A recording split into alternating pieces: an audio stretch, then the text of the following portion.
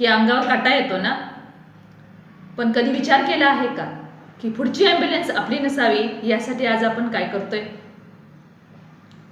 आजकाल वय काहीही असो, पण बीपी, डायबिटीज, पित्त, लठ्ठपणा, थकवा, आपण शरीराकडे दुर्लक्ष करतो आणि मग अचानक येते ती इमर्जन्सी.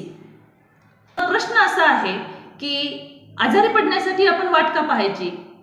जर वेळेवर शरीराची काळजी घेतली, योग्य आहार, डिटॉक्स, वेट मॅनेजमेंट, नियमित तपासणी आणि लाईफस्टाईल सुधारला तर नक्कीच हॉस्पिटलपेक्षा वेलनेस सेंटर हा आपला पहिला पर्याय होऊ शकतो.